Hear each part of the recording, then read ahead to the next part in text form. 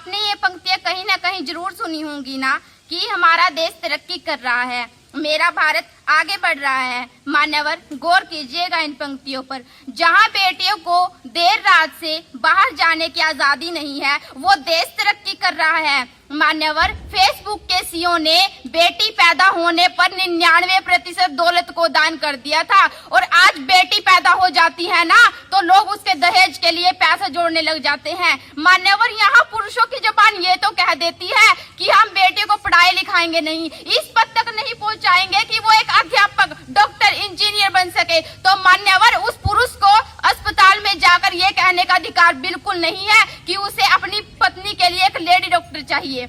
मान्यवर, आगे पंक्तियां थोड़ी सी गंभीर हैं, गौर कीजिएगा। मान्यवर, अंधेरी वो रातें थी, दरिंदों ने मुझे चारों ओर से बाहों में खींचा था।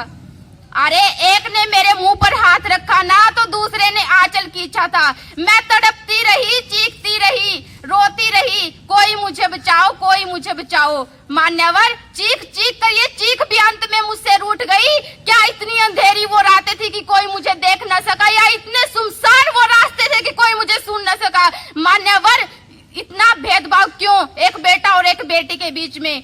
मान्यवर, इस समाज ने भी उन दरिंदों को सजा नहीं दी, और भी मुझसे ही प्रश्न किए कि क्यों निकली थी अकेली रात को घर से बाहर, क्यों नहीं था रे कोई तेरे साथ?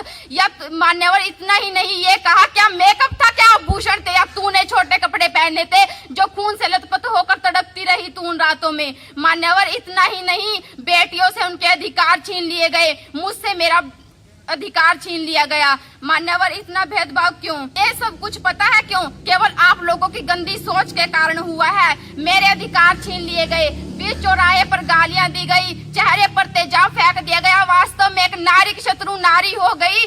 वर्ष की बच्चियों का सड़क पर शोषण किया गया। यह सब कुछ पता है क्यों? केवल आप लोगों की गंदी सोच, देखने, चलने, बोलने के नजरिए के कारण हुआ है। अरे अपने देखने, चलने, बोलने का नजरिया सुधारो, तभी जाकर इस देश का संपूर्ण विकास संभव है, अरे अन्यथा नहीं। अंतिम दो पंक्तियों के माध्यम से मैं अपनी वाणी को विराम देना चाहती हूँ। अरे कदर करना सीखो भाइयों बहनों की, अरे कदर करना सीखो भाइयों बहनों की, फिर कोई फर्क नहीं पड़ता रे बंदे वो तेरी है या किसी गैर की, फिर कोई फर्क नहीं पड़ता रे बंदे वो तेरी है या किसी गैर की। दूसरी पंक्ति, नारी आप महान हो, वेद हो, पुराण हो, उत्कर्ष हो, धैर्यवान हो, धरती हो, आसमान हो, नारी आज भी आप तीन लोग महान हो, आज भी आप तीन लोग महान हो जाएं। महिला दिवस की शुभकामनाएं। बहुत वर्षों से हम लोग आज के दिन को मनाते आ रहे हैं, और हिंदुस्तान को तो मैं ये कहता हूं कि हिंदुस्तान की नारियों के लिए तो बहुत सौभाग्यशाली है इस देश में पैदा होना। अभी एक मेरे साथी जिक्र कर रहे थे कि अमेरिका जैसे देश में वोट डालने के अधिकार मांगने के लिए कई वर्षों तक वहां की महिलाओं को एक मूवमेंट चलाना पड़ा, सफरेजेट मूवमेंट। उसके बाद उनको राइट टू फ्रेंचाइज मिला, और अपने हिंदुस्तान में तो इट इज बाय डिफॉल्ट है। जो ही आपने पैदा हुए इस देश में आपको वोट डालने का अधिकार उसी दिन से मिल गया कि जो ही आपकी एक एज होगी तो उस एज के बाद आप वोट डाल सकते हो। आज हमारे देश में शायद कोई भी ऐसा क्षेत्र नहीं है जिस क्षेत्र में हमारी महिलाओं का योगदान ना हो। लेकिन वहीं दूसरी तरफ भी ऐसी स्थिति है कि जहां हमें कई बार शर्मसार होना पड़ता है कि ऐसा कैसे हो गया हमारे देश में। उस देश में जहां हम जिक्र करते हैं ब्रह्मा विष्णु महेश का, और ब्रह्मा क्योंकि क्या कहते हैं, ब्रह्मा क्या है? क्रिएटर हैं, रचनाकार हैं। लेकिन उनको रचना करने के लिए किन की आवश्यकता है? सरस्वती की आवश्यकता है, ज्ञान की आवश्यकता है। इसीलिए वो ज्ञान की देवी अगर नहीं है तो वो रचनाकार नहीं होंगे। विष्णु पालनहार नहीं होंगे यदि लक्ष्मी नहीं होंगी, और उसी प्रकार से उमेश महेश जो हैं वो संहारक नहीं होंगे यदि उनके पास शक्ति नहीं होगी। आज के दिन हमारी महिलाओं को आवश्यकता है कि वो अपनी शक्ति को पहचाने और थोड़ी सी इच्छा शक्ति को दृढ़ करें। मैं अक्सर कहता हूं कि महिलाओं को, जब छोटे छोटे बच्चे होते हैं ना, तो माँ बाप, अध्यापक, अध्यापिकाएं हम सिखाते हैं यस मैन बनना, कि कुछ भी बात हो बच्चा केवल यस कहेगा, हाँ जी, हाँ मैडम, हाँ सर, हाँ पिताजी, हाँ माताजी। लेकिन मैं कहता हूं कि हम लोगों को ना कहना भी सीखना चाहिए। We must know how to say no. और जब ना कहें तो ना का मतलब ना ही हो। No means no. Say no, say it loudly and really mean it. जब आप ना कह रहे हो तो ना का मतलब ना ही हो। दूसरे को ये लगे कि इसकी ना का मतलब ना ही है। अपनी इच्छा शक्ति को इस प्रकार से करें, जो ही कोई गलत घटना आप लोगों के साथ घटती है, कोई भी व्यक्ति गलत फबती कसता है, कोई गलत कमेंट कसता है, कोई बैड टच करता है, तो आपका ना होना चाहिए और ना का मतलब ना ही होना चाहिए। उसको पता होना चाहिए कि इस बच्चे का, इस बच्ची के ना का मतलब ना ही है। हम अक्सर क्या करते हैं कि छोटी छोटी चीजों को नजरअंदाज करते रहते हैं, और उस नजरअंदाज के कारण से हम और हमारा समाज उससे प्रभावित होता रहता है। आपने बॉइलिंग फ्रॉग के नाम से कोई कहानी सुनी है? एक मेंढक की जो है ना, एक हैबिट होती है दो तरह की। एक तो है उसकी हैबिट एडेप्टेशन की, और दूसरी उसकी हैबिट है that knows how to jump. कूद कैसे लगाई जाती है और वातावरण के साथ अडेप्टेशन कैसे किया जाता है। अगर उसको हम उबलते हुए पानी में डाल दें, किसी मेंढक को पकड़ के, तो मेंढक क्या करेगा? तुरंत बाहर आ जाएगा।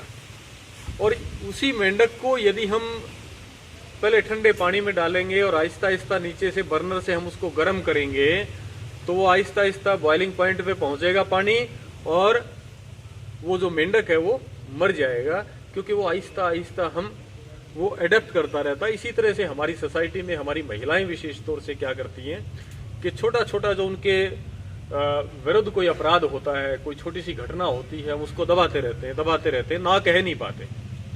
तो मेरा सभी बच्चियों से निवेदन है कि ना कहना सीखें। और जो ये वातावरण में और जो हमारे परिवेश में चल रहा है, हम कहते हैं कि बेटा बेटी बराबर है लेकिन यदि आप अपने घरों में देखेंगे तो वो बराबर हम कह तो रहे हैं। हिंदुस्तान ने संविधान से लेकर के दूसरे दुनिया भर के एक्ट्स बना दिए जिन्होंने equality for man and women without any prejudice, लेकिन क्या वो बराबर हो पाई? अमूमन देखा जाता है कि गवर्नमेंट स्कूलों में तो लड़कियों को पढ़ाते हैं और उसी का भाई साथ वाले प्राइवेट स्कूल में पढ़ रहा होता है। जो पौष्टिक आहार जिसके लिए कहते हैं हम लोग, और आपको मिड डे मील भी परोसा जाता है, ज्यादातर लड़कियों के अंदर आयरन की कमी होती है, खून की कमी होती है। आप चाहे बेशक से चेक करा लेना। वो क्यों होती है? क्योंकि हम पौष्टिक आहार मिल ही नहीं पाता, और उस टाइम नहीं कर पाते जबकि हमारी जो बच्चियां है वो कोशिश ये रहती है कि हमारा भाई, हमारा बाप, हमारी माँ कुछ ना कुछ खा ले, हम बेशक से भूखे सो जाए। अगर 2 रोटी होंगी रसोई घर में और भाई और बहन दोनों भूखे होंगे, तो बहन कोशिश यही करेगी कि भाई मेरे को तो भूख नहीं है, तू ही खा ले। उसके बावजूद भी हम उन बच्चियों का ध्यान नहीं रख पाते। आप लोगों ने विशेष रूप से ध्यान देना है कि आपके आस पड़ोस में अगर किसी बच्ची को कोई दिक्कत है तो उस बच्ची को डॉक्टर को दिखाया जाए। जो पौष्टिक आहार है, आप जो भी कुछ खाते हो तो खाने के साथ साथ आप लोग ये देखो कि इसमें मुझे कुछ पौष्टिकता मिलेगी कि नहीं मिलेगी। जो हमारे बच्चे चाय पीते हैं, चाय को बिल्कुल बंद कर दो। अगर चाय में 1 चमचा दूध डलता है ना चाय बनाने के लिए, तो केवल वो चमचा दूध का पी लो, वो भी ज्यादा कारगर है। अपनी पढ़ाई के ऊपर विशेष ध्यान दें। जो आपकी दूसरी गतिविधियां हैं उनके अंदर विशेष ध्यान दें, क्योंकि पढ़ाई से भी ज्यादा जरूरी मैं कहता हूं कि दूसरी गतिविधियां हैं। कोई बच्चा बहुत अच्छी पेंटिंग बनाता है, बहुत अच्छा पोएम्स लिखता है, बहुत अच्छा डांस करता है, बहुत अच्छा एक तैराक है, कुछ दूसरे खेल में बहुत बढ़िया है, वो ज्यादा आपकी पर्सनालिटी को डेवलप करेगी। सिर्फ पढ़ाई के चक्कर में नहीं रहना। अगर पढ़ाई बहुत ज्यादा इंपॉर्टेंट है, लेकिन बहुत ज्यादा नहीं है कि हम ये कहें कि पढ़ाई ही सब कुछ है, क्योंकि अगर पढ़ाई के पीछे चलते रहोगे तो बाकी चीजें रह जाएंगी। अगर आप याद करो अपने इतिहास को, क्या इतिहास में किसी ऐसे व्यक्ति का नाम आप लोग ले सकते हो जो केवल क्लासेस में टॉप किया हो, जिसने 8वीं में, 10वीं में, 12वीं में, यूनिवर्सिटी में, ग्रेजुएशन में? कोई ऐसा नाम याद आता है आप लोगों को जिसने पढ़ाई में बहुत अव्वल कार्य किया हो, बहुत अव्वल प्रदर्शन जिसका रहा हो? है कोई आप लोगों के संज्ञान में? कोई भी इतिहास में जा करके देखो भाई, मुझे तो ऐसा नाम याद नहीं आया जिसने केवल पढ़ाई में किया। जिसने पढ़ाई के साथ साथ दूसरे कामों में पार्टिसिपेट किया हो, उन लोगों के तो बहुत से नाम याद हैं। महात्मा गांधी को हम इसलिए नहीं जानते कि वो कक्षा में टॉप आते थे या थर्ड डिविजनर थे, इसलिए तो नहीं याद करते। सरोजनी नायडू को हम इसलिए नहीं याद करते कि वो क्लासेस में टॉप आती थी। इंदिरा गांधी जी के किसी को पता है नंबर कितने आते थे 10वीं में, 12वीं में, ग्रेजुएशन में? नहीं है। लेकिन वो जो दूसरी चीजें थी, दूसरी गतिविधियां थी, दूसरा उनका योगदान था, उस योगदान के चलते वो याद आते हैं। आप लोगों ने ऐसे कार्य करने कि आपके समाज में आपके माता पिता, आपके अध्यापक गर्व से ये कह सके कि हाँ, ये बच्चा मेरा पढ़ाया हुआ है और इसमें ये गुण है। एक सच्चे और अच्छे भारतीय नागरिक बनने के लिए आप लोगों को कड़ा परिश्रम भी करना पड़ेगा और अपनी हैबिट्स को उसी प्रकार से ढालना पड़ेगा और उन हैबिट्स को अपने व्यक्तित्व का हिस्सा बनाना पड़ेगा। व्यक्तित्व का हिस्सा बन जाती है आदतें। आप मान लिया एक दिन सुबह 5 बजे उठे, 2 दिन उठे, 1 हफ्ता उठे, 2 महीने उठे, तो आपकी एक हैबिट बन जाएगी। और जब वो आपकी हैबिट बन जाती है ना, तो एक आपका व्यक्तित्व का हिस्सा बन जाता है। अगर दूसरा व्यक्ति ये कहे कि भाई ये फला बच्चा लेट आया है आज के दिन, लेकिन आपकी हैबिट है, आपके व्यक्तित्व का हिस्सा है कि आप सदा टाइम पर आते हैं, तो अध्यापक को भी ये जचेगी नहीं कि बच्ची लेट होगी। तो इस प्रकार से आपने अपने व्यक्तित्व को बनाना है कि आपको देख करके दूसरे व्यक्तियों में भी पॉजिटिविटी का संचार हो। पुनः आप सभी को शुभकामनाएं अंतर्राष्ट्रीय महिला दिवस पर, और अपने कार्य को, अपना जो योगदान है उसको समझें, अपनी भूमिका को समझें और अपना सर्वस्व पूरा का पूरा 100% इस देश की प्रगति में दें। धन्यवाद। जय हिंद। जब माँ बेटे को भी टोकना शुरू कर देगी ना, जब बेटा बाहर जाएगा तो उस बेटे को भी ये कहना शुरू कर देगी कि बेटा ध्यान से जाना, जो बाहर जो लड़कियां हैं वो भी आपकी तरह से, आपकी बहन की तरह से हैं। तो पूरा का पूरा सिनेरियो चेंज हो जाएगा, पूरा का पूरा बदलाव हमारे को देखने में आएगा। शनय शनय बदलाव हो रहा है, ऐसा नहीं है कि बदलाव हो ही नहीं रहा है, बदलाव हो रहा है। और आने वाले समय में जरूर मैं ये समझता हूँ कि अगर हमारे अध्यापकों का पूरा योगदान रहेगा तो इस मानसिकता में भी पूर्णतः बदलाव। धोती शिक्षा, चाहे जितना पढ़ ले हम, पर कभी न होती पूरी शिक्षा। नेता, अफसर, शिक्षक, वैज्ञानिक, मंत्री, व्यापारी या हो साधारण रक्षक, कर्तव्यों का बोध कराती अधिकारों का ज्ञान, शिक्षा से ही बन सकता है भारत देश महान। ऐसी ही शिक्षा हमारे जिला शिक्षा अधिकारी ने आपको दी और मैं चाहूंगा कि आप सभी बच्चे इन जो हमें बड़ों का जो आशीर्वाद मिलता है उसको एक प्रसाद के रूप में हम ग्रहण करें और उन पर चलना सीखें, ताकि हमारा जीवन बड़ा ही सुगम और आसान हो जाए। क्योंकि हमारी मंजिल जब दूर हो ना, बड़ों का आशीर्वाद बहुत जरूरी होता है और ऐसे ही आशीर्वाद आपको समय समय मिलते रहेंगे और आपने उन प्रसादों को ग्रहण करना है और उनको अपने जीवन में उतारना है। थैंक यू सर, बहुत बहुत धन्यवाद। और जैसा कि आप सभी को पता है कि आज 3 प्रकार की प्रतियोगिताएं आयोजित की गई थी, जिसमें मुख्य रूप से slogan writing, painting competition, speech और एक रैली को भी सर अभी झंडी दिखाएंगे। तो मैं ज़्यादा समय लेते हुए मैं आज के जो परिणाम है, हमारे जिन बच्चों ने इसमें भाग लिया था और जो स्थान रखते हैं, वैसे तो सभी बच्चों ने, मैंने खुद देखा है, सभी बच्चों की पेंटिंग बहुत अच्छी थी, स्लोगन राइटिंग में अच्छे से स्लोगन लिखे हुए थे। पर फिर भी जज को निर्णय लेना होता है कि कौन प्रथम है, कौन द्वितीय है, तो वो काम बड़ा कठिन होता है। शायद उन अध्यापकों के लिए बड़ा कठिन रहा होगा, फिर भी आपके लिए ये प्रणाम दिया है। तो अपने आप को मायूस न समझे और जो रह गए हैं वो और अच्छा सा मेहनत करें, ताकि अगली बार उनका नाम आएगा। क्योंकि हार का नाम ही जीत होता है, जीत का नाम कभी हार नहीं होता। हार कर ही आदमी जीतता है, जीत कर तो शायद मान भी हो जाए, अभिमान हो जाए तो डाउन हो सकता है, पर हारा हुआ व्यक्ति कभी निराश नहीं होता, वो और दुगने हौसले से आगे बढ़ता है।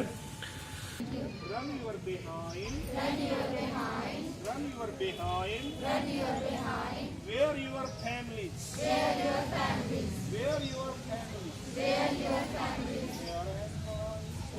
am I, how do you today, sir? How do you today, sir? Very fine, thank you. Okay, fine, thank you. Very thank you.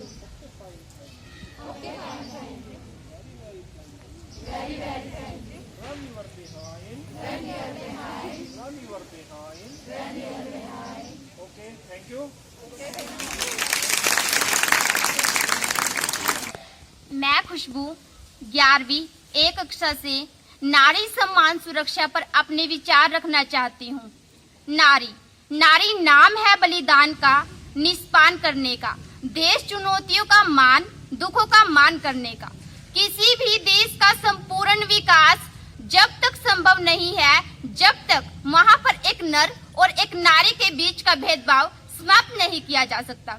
अर्थात मेरे कहने का तात्पर्य यह है कि हमारे समाज में एक पुरुष और एक महिला को जब तक समान अधिकार प्राप्त नहीं हो जाते, तब तक वहाँ की हमारी आधी आबादी लगभग 46% महिलाएं हैं।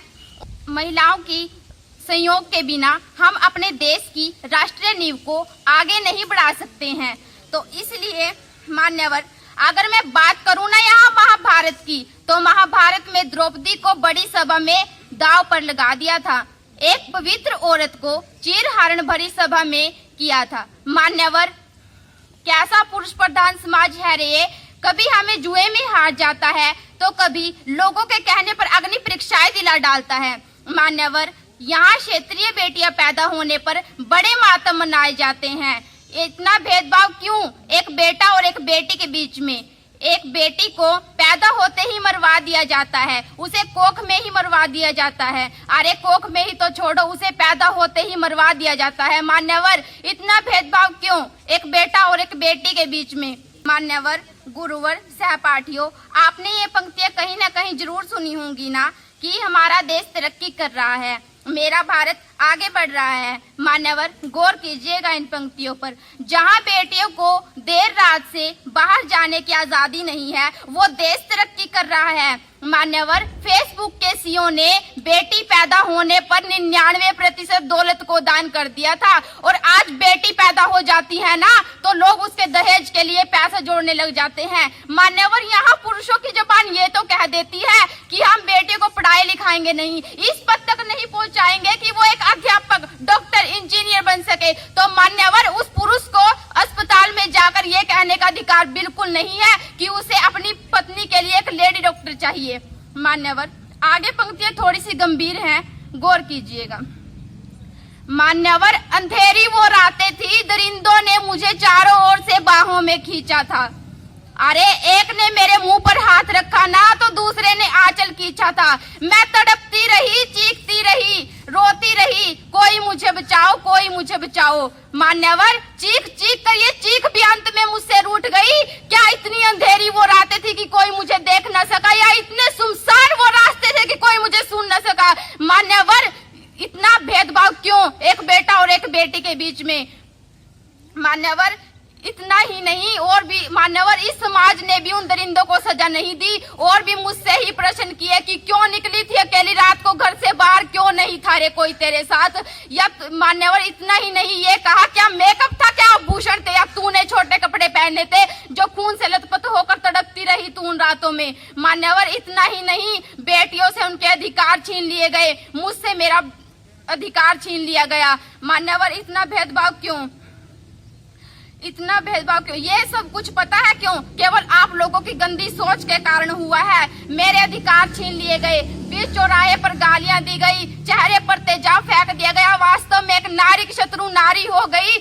वर्ष की बच्चियों का सड़क पर शोषण किया गया। यह सब कुछ पता है क्यों? केवल आप लोगों की गंदी सोच, देखने, चलने, बोलने के नजरिए के कारण हुआ है। अरे अपने देखने, चलने, बोलने का नजरिया सुधारो, तभी जाकर इस देश का संपूर्ण विकास संभव है, अरे अन्यथा नहीं।